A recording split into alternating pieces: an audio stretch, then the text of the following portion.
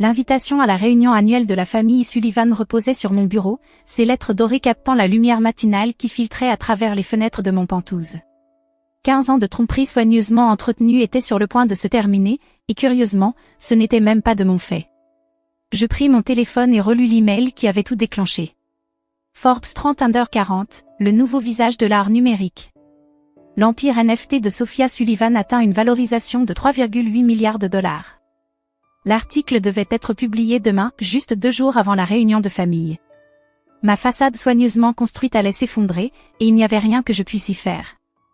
Mademoiselle Sullivan, la voix de mon assistante parvint à travers l'interphone, votre frère Marcus est en ligne 1. Encore. Bien sûr, il l'était. Il appelait sans cesse depuis que le communiqué de presse avait été diffusé aux grandes publications. Je pris une profonde inspiration et décrochai le téléphone. Bonjour, Marcus. Qu'est-ce que c'est que ça, Sophia? Il ne prit même pas la peine de se saluer. Je viens de recevoir un appel de Business Insider demandant un commentaire sur ma sœur milliardaire. Tu veux expliquer ça? Je me laissai aller en arrière dans mon fauteuil, regardant la ligne d'horizon de Manhattan. Je suppose que tu devras attendre l'article comme tout le monde. Arrête tes bêtises, répliqua-t-il sèchement. Toutes ces années, tu nous as laissé penser que tu te débrouillais à peine. Maman et papa étaient morts d'inquiétude pour toi. Je ne pus m'empêcher de rire. Inquiétude? C'est ce que tu appelles ça? Les constantes leçons sur l'obtention d'un vrai travail? Les remarques sarcastiques sur la façon dont je gâchais mon potentiel? Ils essayaient d'aider. Non, ils essayaient de me contrôler, tout comme ils ont essayé de te contrôler. Et tu les as laissés faire. Un silence s'installa à l'autre bout du fil. Marcus avait toujours été l'enfant modèle, suivant le chemin soigneusement tracé par nos parents, école de commerce, MBA, rejoindre la société d'investissement de notre père.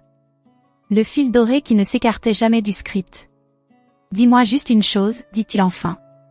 Depuis combien de temps? Depuis combien de temps caches-tu ça? Je me levai et marchai jusqu'à la fenêtre, observant un hélicoptère privé atterrir sur le toit d'un immeuble voisin, mon hélicoptère, en fait. L'un des 3 que je possédais. Tu te souviens quand j'ai emménagé dans ce petit studio à Brooklyn? Quand tu as commencé avec tes bêtises d'art numérique? C'était. Il marqua une pause, calculant. Il y a 15 ans. Exactement. Tout le monde pensait que j'étais folle, jetant mon diplôme en finance pour griffonner sur des ordinateurs, comme papa disait. Mais ce que vous ne saviez pas, c'est que j'avais déjà vendu ma première collection NFT pour 50 000 $. 50 000 $? À l'époque? 6 mois plus tard, j'en ai vendu une autre pour 200 000 $. Au moment où papa disait à tout le monde lors du dîner de Noël que je passais par une phase, j'avais mon premier million. Je pouvais presque l'entendre faire les calculs dans sa tête. Mais tu as quand même emprunté de l'argent à maman et papa pour le loyer. Tu conduisais cette Honda en mauvais état jusqu'à l'année dernière. Je ne leur ai jamais emprunté d'argent, Marcus. Je leur ai demandé d'investir dans mon entreprise. Ils ont refusé bruyamment et à plusieurs reprises. La Honda était un choix, pas une nécessité. Tout comme ce penthouse était un choix. Et l'avion privé. Et tout le reste que j'ai gardé caché à vous tous. Avion privé. Sa voix se brisa. Mon Dieu, Sophia. Combien es-tu exactement? Je souris, me souvenant de tous les dîners de famille où il me traitait comme le parent pauvre. La façon dont notre sœur cadette Olivia s'empressait de payer l'addition, s'assurant que tout le monde savait qu'elle aidait sa sœur artiste en difficulté. L'article de Forbes dira 3,8 milliards de dollars, mais c'est une estimation prudente. Le vrai chiffre est plus proche de 5. Le son que Marcus fit était quelque part entre un halètement et un étouffement. Maintenant, si tu veux bien m'excuser, continuai-je, j'ai une réunion de conseil à laquelle assister. Oh, et Marcus? On se voit à la réunion de famille. Je pense à faire une entrée remarquée. Je raccrochai avant qu'il ne puisse répondre et appuyai sur l'interphone. Sarah, tout est prêt pour la réunion? Oui, mademoiselle Sullivan. L'avion privé est ravitaillé et prêt. Le service de voiture est organisé pour que tous les membres de la famille soient récupérés en Rolls-Royce. Le lieu a été modifié pour l'île privée, comme demandé. Et les accords de confidentialité ont été préparés pour tout le personnel. Parfait. Je repris l'invitation à la réunion. Pendant 15 ans, j'avais joué le rôle qu'ils attendaient, le mouton noir artistique qui ne savait pas s'occuper du monde réel. La fille qui avait constamment besoin de rappels sur la responsabilité financière. La sœur qu'on plaignait et patronisait à chaque réunion familiale. Mais cette fois-ci, ce ne serait pas le cas. Mon téléphone vibra avec un message de ma sœur cadette, Olivia. OMG, Sophia. Dis-moi que ce truc de Forbes est une blague. Qu'est-ce qui se passe? Je laissai le message sans réponse. Olivia, qui n'avait jamais manqué de mentionner son salaire à 6 chiffres à chaque réunion de famille. Olivia, qui adorait se remémorer comment elle avait réussi alors que sa grande sœur était encore en train de se chercher. L'interphone vibra à nouveau. Mademoiselle Sullivan, vos parents sont tous les deux en ligne. Dis-leur que je suis en réunion. Je regardai ma montre. Et Sarah? Appelle l'héliport. Je pense que je vais prendre l'hélico pour la réunion du conseil aujourd'hui. En rassemblant mes affaires, mon esprit retourna au jour où tout avait commencé. Le jour où j'avais décidé de cacher mon succès à ma famille, il y a 15 ans. L'art numérique n'est pas un véritable art, Sophia, la voix de mon père tonna à travers la table à dîner. Et ces bêtises de NFT, c'est une mode, une arnaque. Personne ne va payer de l'argent pour des images sur un ordinateur. Je restais là, à 22 ans, tout juste sortie de l'université, essayant d'expliquer ma vision à ma famille, la même famille qui avait payé pour un diplôme en finance de la Ivy League qu'ils s'attendaient à ce que je mette au service de l'entreprise de mon père. En fait, papa, je viens de vendre ma première collection pour assez de... Il me coupa. Je ne veux pas entendre parler de ton petit passe-temps.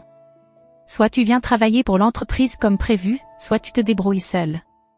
Plus de soutien, plus de filets de sécurité. Ma mère tendit la main à travers la table, tapotant ma main de manière condescendante. Chérie, nous voulons juste ce qu'il y a de mieux pour toi.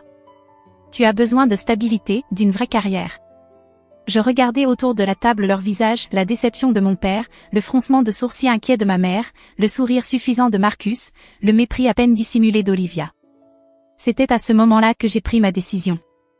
Je ne leur parlerai pas de la vente de 50 000 $, ni des 3 galeries qui voulaient me représenter, ni des entreprises technologiques qui m'avaient contacté pour des collaborations. Tu as raison, dis-je en me levant. Je dois régler ça toute seule. 2 semaines plus tard, je m'installai dans le plus petit et le moins cher des appartements studios que je pouvais trouver à Brooklyn. Ma famille pensait que je galérais, vivant de mes économies, trop fière pour admettre ma défaite. En réalité, je construisais un empire. La première année fut intense. Je travaillais 18 heures par jour à développer mon style artistique, apprendre sur la technologie blockchain, créer des connexions dans le monde de l'art numérique. Ma première grande collection, Digital Dream in Binary, se vendit en quelques heures, rapportant 1,2 million de $. Je pris cet argent et l'investis à nouveau dans l'entreprise, embauchant des développeurs, créant de nouvelles plateformes pour les artistes, innovant de manière que le monde de l'art traditionnel ne pouvait même pas imaginer. Mais chaque fois que je rentrais chez mes parents, je conduisais ma vieille Honda, je portais des vêtements simples, je jouais le rôle de l'artiste en difficulté. Au moins, laisse-moi t'aider avec ton loyer, ma mère proposait, tandis que mon père secouait la tête, déçu. Non merci, maman, je vais très bien. Et j'allais bien. Plus que bien.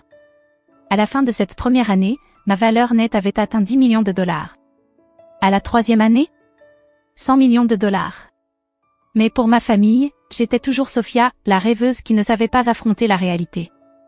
Aujourd'hui, 15 ans plus tard, alors que je montais dans mon hélicoptère privé, je réfléchissais à la façon dont tout cela s'était transformé en quelque chose de plus grand que ce que j'avais prévu. La petite tromperie était devenue un secret massif. Et dans 2 jours, tout allait changer. Mon téléphone vibra à nouveau, un message de mon père. Il faut qu'on parle. Maintenant. Je souris et éteignis mon téléphone. Ils allaient devoir attendre la réunion. Après 15 ans à entendre parler de mes échecs, ils allaient découvrir mon succès. Et j'allais m'assurer que ce serait une révélation qu'ils n'oublieraient jamais. L'article de Forbes parut exactement à 6 heures, heure de l'Est. J'étais déjà éveillée, sirotant mon café dans mon bureau à domicile, regardant le chaos se déployer sur mes multiples écrans. Révolution de l'art numérique, comment Sophia Sullivan a construit un empire de plusieurs milliards de $, en secret.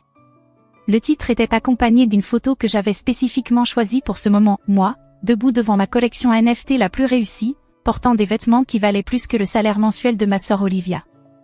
L'article ne se contentait pas de révéler ma richesse, il détaillait chaque succès que j'avais caché pendant 15 ans. Mon téléphone explosa de notifications.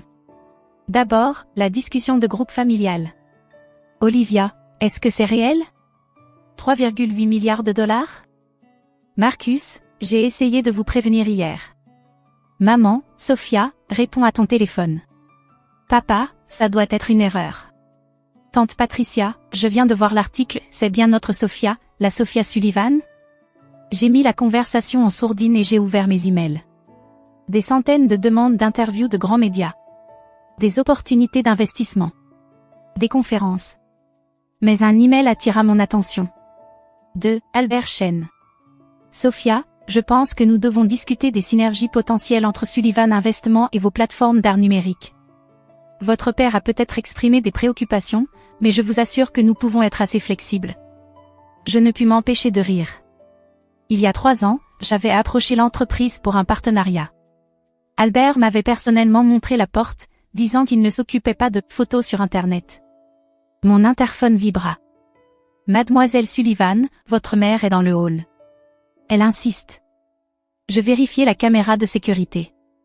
Là, ma mère, Alina Sullivan, toujours impeccablement habillée de son costume de créateur, mais avec une folie inconnue dans ses yeux alors qu'elle discutait avec le garde de sécurité.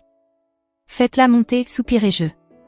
Il était temps d'affronter au moins un membre de ma famille. L'ascenseur privé s'ouvrit directement dans mon Penthouse. Ma mère en sortit, puis se figea, absorbant son environnement, l'immense espace ouvert, les fenêtres du sol au plafond donnant sur Central Park, le Basquiat original sur le mur qui coûtait probablement plus que leur maison. Sophia, murmura-t-elle, sa voix tremblante. Qu'est-ce que tout ça? C'est chez moi, maman. Le vrai chez moi. Pas le petit appartement que je garde pour les visites familiales. Elle s'avança vers la fenêtre, le bruit de ses talons résonnant sur le sol en marbre. Depuis combien de temps, comment as-tu fait? 15 ans, dis-je en lui versant une tasse de café. Depuis le jour où papa a dit que mon art numérique ne mènerait à rien. Elle se tourna, son visage un mélange de confusion et de douleur. Mais tu as galéré. On l'a vu. Le petit appartement, la vieille voiture, emprunter de l'argent pour le loyer. Je n'ai jamais emprunté d'argent, la corrigeai-je. J'ai demandé à toi et papa d'investir dans ma société. Ce n'est pas pareil. Et tout le reste? L'appartement, la voiture, tout ça c'était juste, du théâtre? Du théâtre. Sa voix monta d'un ton. Tu nous as menti pendant 15 ans? Non, maman. Je voulais juste laisser voir ce que vous vouliez voir. Vous étiez tellement convaincu que j'échouais que vous ne vous êtes jamais donné la peine de regarder de plus près. Elle s'affaissa dans une de mes chaises en cuir italien, semblant soudainement plus vieille. Est-ce que quelqu'un d'autre dans la famille est au courant? Personne. Enfin, Marcus l'a découvert hier quand le communiqué de presse est sorti. Je suppose qu'il a essayé de vous prévenir. Elle acquiesça faiblement. Il a appelé, mais ton père était sûr que c'était une erreur. Une autre Sophia Sullivan. Je me dirigeai vers mon bureau et sortis un dossier. Voici quelque chose qui pourrait t'intéresser, l'opportunité d'investissement que j'ai essayé de présenter à papa il y a 3 ans. S'il avait investi le $1 million que je lui ai demandé, sa part vaudrait environ $100 millions aujourd'hui. Ses mains tremblaient lorsqu'elle prit le dossier. Il a dit que tu voulais une aumône. Que tu étais trop fier pour admettre que ton art ne fonctionnait pas. Et tu l'as cru? Comme tu l'as cru pour ma vie d'artiste en difficulté? Dis-moi, maman. En 15 ans, est-ce que l'un de vous est venu à une de mes expositions, a regardé mon travail, a même cherché mon nom sur Internet? Elle ne put soutenir mon regard. Voilà ce que je pensais. Je me dirigeai vers la fenêtre, regardant la ville que je possédais maintenant en partie. La réunion de famille est dans 2 jours. J'ai apporté quelques changements aux arrangements. Des changements? J'ai acheté tout le complexe hôtelier où elle devait avoir lieu, en dehors du public. Au lieu de cela, tout le monde sera récupéré par mes voitures privées et emmené à mon jet. La réunion se tiendra sur mon île. Ton île? Dans les Caraïbes. Je l'ai acheté l'année dernière quand j'ai signé mon premier contrat d'1 milliard de dollars. Je me tournai pour lui faire face et à maman. Cette fois, ce ne sera pas moi qui resterai silencieuse pendant que tout le monde parle de ses succès. Cette fois, j'ai des choses à dire. Elle se leva, lissant sa jupe de ses mains tremblantes. Ton père, quand il verra tout ça, il devra enfin admettre que sa petite fille qui jouait avec des images d'ordinateur a construit quelque chose de plus grand que l'héritage de toute sa famille. Je souris. Et ça, ce n'est que le début. Je l'accompagnai jusqu'à l'ascenseur, mais avant qu'elle ne puisse y entrer, j'ajoutai une dernière remarque. Oh, et maman? Cette Bentley dont tu rêves mais que papa dit trop cher? J'en ai acheté 3 le mois dernier. Juste parce que je le pouvais. Les portes de l'ascenseur se fermèrent sur son visage choqué. Dès qu'elle partit, j'appelai mon assistante. Sarah, tout est prêt pour la réunion? Oui, mademoiselle Sullivan. Le personnel de l'île est prêt. Les dossiers ont été préparés pour chaque membre de la famille, montrant exactement quand ils ont rejeté tes opportunités d'investissement et ce que ces actions vaudraient aujourd'hui. Et la présentation vidéo de ton parcours de réussite est prête. Parfait. Je pris mon téléphone et répondis enfin à la discussion de groupe familial avec un seul message. Hâte de vous voir à la réunion. Habillez-vous en conséquence pour une île privée. Le transport sera fourni. Puis j'ouvris mon ordinateur portable pour vérifier le marché. L'article de Forbes avait fait monter l'action de ma société, un autre milliard ajouté à ma valeur nette avant le petit déjeuner. Je pensais à mon père, probablement assis dans son bureau en ce moment, essayant de comprendre comment sa fille en échec était devenue l'une des personnes les plus riches du pays. Je pensais à ma sœur Olivia, qui adorait se vanter de son salaire à 6 chiffres et de sa maison de vacances dans les Hamptons, réalisant que je pouvais acheter toute sa vie avec ce que je gagnais en intérêt chaque jour. La réunion allait être intéressante. Très intéressante, en effet. Mon téléphone vibra à nouveau, un message de mon père. Nous devons nous rencontrer avant la réunion. Les affaires de famille doivent être discutées en privé. Je répondis. Tout sera discuté à la réunion, papa. Après tout, n'est-ce pas à ça que servent les réunions de famille? Partager nos réussites? Puis j'appelai Sarah à nouveau. Contacte l'équipe de design. Je veux que l'héliport de l'île soit repeint avant la réunion, assure-toi que mon nom soit visible depuis les airs lorsqu'ils atterriront. C'est déjà fait, mademoiselle Sullivan. Autre chose? Je pensais aux 15 ans de condescendance, de pitié, d'être traité comme l'échec de la famille. Oui. Assure-toi que l'article de Forbes soit encadré et accroché dans chaque pièce du complexe hôtelier. Je veux que ce soit la première chose qu'il voit, peu importe où il regarde. Lorsque je raccrochai, je vis mon reflet dans la fenêtre. Réussie. Puissante. Et enfin prête à montrer à ma famille exactement qui j'étais devenue pendant qu'ils étaient occupés à me douter. Le compte à rebours pour la réunion avait commencé. Le matin se leva clair et lumineux. Je me tenais sur le tarmac de mon aérodrome privé, observant 3 Rolls-Royce qui s'approchaient en formation. Ma famille était arrivée. Les voitures s'arrêtèrent, et les portes s'ouvrirent. D'abord, mon père, sa présence autoritaire habituelle d'une manière ou d'une autre diminuée. Ma mère, encore secouée de notre rencontre d'il y a 2 jours. Marcus, Olivia, et divers oncles, tantes et cousins suivirent, leurs expressions allant du choc au ressentiment à peine dissimulé. Et là, en plein centre, se trouvait mon jet privé étincelant, avec Sullivan Digital Empire, inscrit sur le côté en lettres élégantes. Bienvenue à tous, dis-je, ma voix résonnant à travers le tarmac. J'espère que le trajet a été confortable. Sophia, mon père s'avança, essayant de retrouver son ton autoritaire. C'est inutile. Nous aurions pu avoir une réunion tout à fait normale au complexe. Je souris. Le complexe était trop public, papa. De plus, je pense qu'il est temps d'avoir une véritable connexion familiale. Sur mon île. Ton île, murmura Olivia, serrant son sac à main de créateur comme un bouclier. Bien sûr, tu as une île. Le vol fut intéressant, pour dire le moins. Alors que ma famille s'installait dans la cabine luxueuse, leurs yeux se déplaçaient partout, prenant en compte les détails opulents, les accessoires en or massif, les pièces d'art rares, le champagne vintage servi par un personnel impeccablement formé. Est-ce que c'est un vrai Picasso, chuchota tante Patricia, fixant l'œuvre d'art accrochée au mur de la cabine. Oui, répondis-je d'un ton décontracté. Je l'ai acheté l'année dernière. Avec quelques autres. Mon père toussa. Sophia, peut-être devrions-nous discuter. Nous discuterons de tout lorsque nous atterrirons, papa. Pour l'instant, profitez du vol. Le champagne est particulièrement bon. Il coûte plus que les profits trimestriels de ta société. Il sursauta. Bien. 2 heures plus tard, nous commencions notre descente. À travers les fenêtres, mon île privée apparut, 300 acres de paradis tropical, avec un complexe hôtelier de pointe au centre. Et là, visible depuis les airs, juste comme je l'avais prévu, était mon nom écrit en lettres assez grandes pour être vu depuis l'espace. Sullivan. Lorsque nous atterrîmes, j'entendis Olivia halter. L'héliport était entouré d'expositions présentant mes collections NFT les plus réussies, chacune avec ses prix de vente affichés en évidence. Des millions et des millions de dollars d'art numérique projetés sur des écrans géants. Bienvenue sur Sullivan Island, annonçai-je alors que nous débarquions. Mon petit coin de paradis. Petit. Marcus étouffa. Le complexe hôtelier s'étendait devant nous, un chef-d'œuvre d'architecture moderne parfaitement intégré à la beauté naturelle. Les chambres de tout le monde sont assignées, continuai-je. Vous trouverez du matériel de lecture qui vous attend. Je vous conseille de le consulter avant le dîner.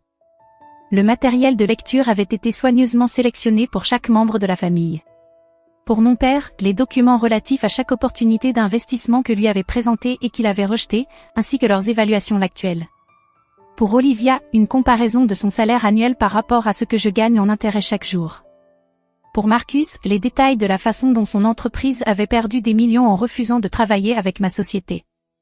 Je leur laissai 1 heure pour s'installer et digérer l'information. Ensuite, je les fis appeler dans la salle à manger principale. La salle était un chef-d'œuvre de design, avec des fenêtres du sol au plafond donnant sur l'océan. Une table massive dominait l'espace, chaque place étant probablement plus chère que la plupart des voitures. Et sur chaque mur, cet article de Forbes, magnifiquement encadré. Ma famille entra lentement, l'air abasourdi. Ils s'étaient changés pour le dîner, mais même leurs vêtements chers semblaient d'une manière ou d'une autre insuffisants dans ce décor. Veuillez vous asseoir. Je fis un geste vers la table. Nous avons beaucoup de choses à discuter. Sophia, commença mon père dès que tout le monde fut assis. Je pense que je parle au nom de tout le monde quand je dis que nous sommes surpris. Surpris? Je ris doucement. C'est un choix de mots intéressant. Pas en colère que je vous ai trompé? Pas blessé que j'ai caché mon succès? Juste, surpris. Nous ne savions pas, dit ma mère d'une voix basse. Vous ne vouliez pas savoir, la corriguai-je.